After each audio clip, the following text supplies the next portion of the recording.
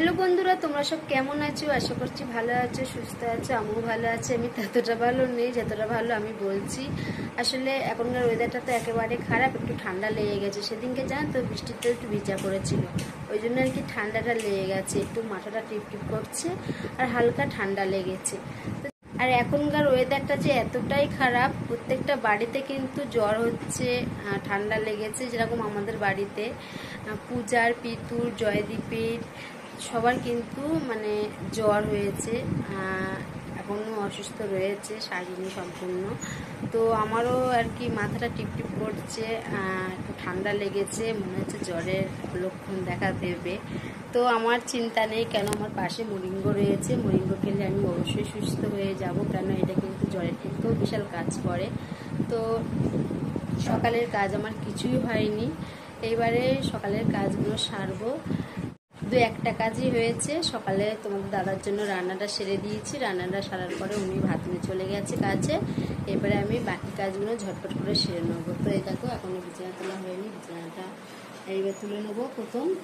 আর ওই ঘরের বিছানা মানে বিক্রমদের ঘরের বিছানা ওরা তুলে নিয়েছে, বিছানাটা তুলে তারপরে হচ্ছে কাজে লাগবো। আর আজকে মিটিং নেই সকালবেলা, কেন বলছি, দুদিন মিটিংটা বন্ধ রয়েছে, তো ওর জন্য আর কি আরও তাড়াতাড়ি করে কাজটা সকালে হয়ে যাচ্ছে। মিটিং থাকলে কেন কানটা তো মিটিংয়ের দিকে থাকে, যাতে ওই কট কান্নাদের দিকে দাও, মিটিংয়ের দিকে হচ্ছে মনটা থাকে, কাজের দিকে মনটা থাকে না, ওই জন্য কাজটা সারতেও লেট হয়ে যায়। তো চলো, অনেক কথা বলে ফেলেছি, প্রথম বিছানাটা তুলে নিই, তারপর বাকি কাজগুলো সারবো।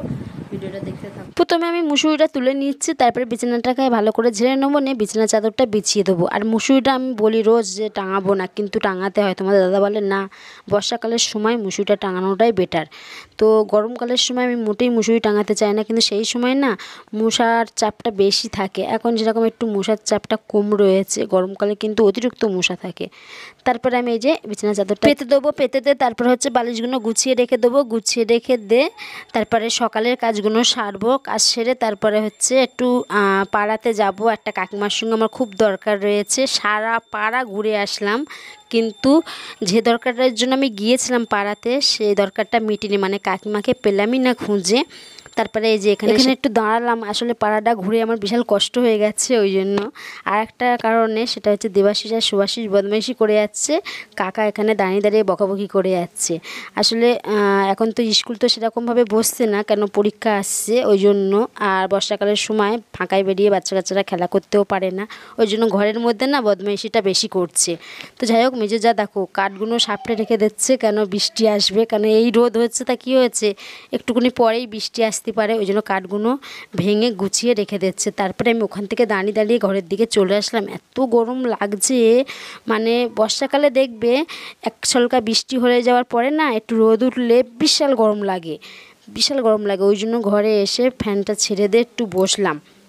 আর বিক্রমদের পরীক্ষা এসে গেছে, ওরা ওই ঘরে পড়াশুনো করছে। পরীক্ষা কবে থেকে আমি সেটা বলতে পারবো না। তো যাই হোক, কাজ কিন্তু আমার কিছুই সারা হয়নি। তো দরকারে গিয়েছিলাম পাড়াতে, সেই দরকারটা মিটিনি, তারপর ওখানে দাঁড়িয়ে একটু সময় কাটলাম, দাঁড়িয়ে গল্প করে তারপর ঘরের দিকে চলে এসেছি। আর অনেকটা বেলাও হয়ে গেছে জানো তো, কটা বাজে আমি অবশ্য ঘড়িটা দেখিনি। তো আজকের সকালের কাজ সারতে তো 11টা-12টা বেজেই যাবে। আর দুপুরের রান্না 3টে তো অবশ্যই হবে। তো যাই হোক, পূজাকে বলেছি আমার সবজিগুলো কেটে দিতে, ও বলছে ঠিক আছে, আমি সময় পেলে সবজিগুলো কেটে দেবো।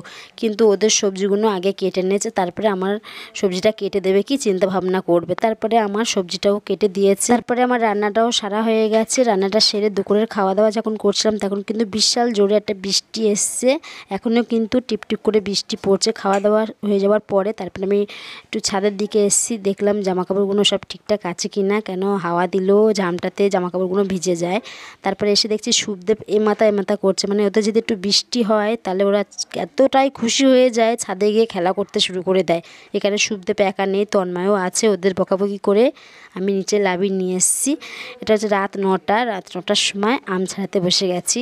তোমার দাদা আম কিনে নিয়ে এসেছিলো 3 কেজি, তো সবাইকে একটা করে দিয়ে দিয়েছে। আর আমাদের ভাগে 2টো পড়েছিল, তো একটা আম অন্যদিন খাওয়া হয়ে গেছে, আর একটা আম সেইভাবে রাখা ছিল, সেটাকে ভাবছি আজকে কেটে নিই, এত বড় আমটা নষ্ট হয়ে গেলে আর খাওয়া যাবে না। তারপরে আমি আমটাকে কাটছি, কেটে তারপরে রাতের খাওয়া দাওয়া কিন্তু আমাদের হয়ে গেছে, রাতের খাওয়া দাওয়াটা সেরেই কিন্তু ফল খাচ্ছি। মানে অনেকে বলে না যে খালি পেটে জল আর ভরা পেটে ফল, ওই জন্য ভরা পেটে হচ্ছে ফলটা খাচ্ছি। তো বন্ধুরা আমটা কাটতে কাটতে আজকের মতন ব্লগটা আমি এখানেই রেখে দিয়েছি। তোমরা ভালো থেকো, সুস্থ থেকো, টাটা, শুভরাত্রি সকলকে জানালাম।